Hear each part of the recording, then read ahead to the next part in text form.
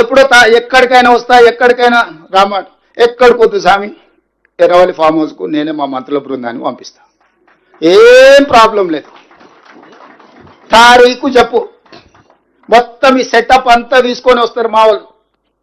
Erravalli form హౌస్లోనే చర్చ పెడతాము. చంద్రశేఖరరావు గారి ఆరోగ్యం అంత గొప్పగా లేదు, రావడానికి ప్రయాణం చేయడానికి ఏమైనా ఆరోగ్యం సహకరించకపోతే మీరు కుర్చీ వేసుకొని అక్కడ కుర్చీలో కూర్చోండి చంద్రశేఖరరావు గారు. మొత్తం మాక్ అసెంబ్లీ అని తెలంగాణ ఉద్యమంలో కోదండరామ్ గారు నిర్వహించేవాళ్ళు. శ్రీనివాసరెడ్డి గారు కూడా అప్పుడు అందులో ప్రశ్నలు అడిగి మమ్మల్ని అందరినీ మాక్ అసెంబ్లీ నిర్వహిద్దాం ఎర్రవల్లి ఫామ్ హౌస్లోనే, మా మంత్రుల బృందాన్ని నేను పంపిస్తా, అన్ని వివరాలు చర్చించుకుందాం. కాదు కూడదు అని ఒకవేళ అంటే చంద్రశేఖరరావు గారు పిలిస్తే నేను కూడా వస్తా. నాకేం బేసిజాలు లేవు, నాకంటే సీనియర్ ఆయన పబ్లిక్ లైఫ్లో, ప్రజా జీవితంలో, అనుభవంలో చంద్రశేఖరరావు గారు. వారి ఆరోగ్యం సహకరిస్తలేదు, లేదు ముఖ్యమంత్రి గారు కూడా రావాల్సిందే.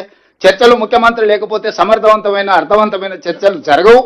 ముఖ్యమంత్రి కూడా ఈ చర్చలు పాల్గొనాలి అని చంద్రశేఖరరావు గారు కోరుకుంటే ఎర్రవల్లి ఫామ్ హౌస్లో జరగబోయే ప్రజాప్రతినిధుల సమావేశానికి నేను కూడా వస్తాను.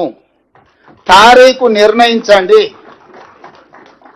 క్లబ్బులు పబ్బులు అంటేనే మాకు కొంచెం ఇబ్బంది, మేము వాటికి దూరం మొదటి నుంచి, ఇప్పుడు కాదు చదువుకునేటప్పటి నుంచి కూడా క్లబ్బులకు పబ్బులకు దూరము.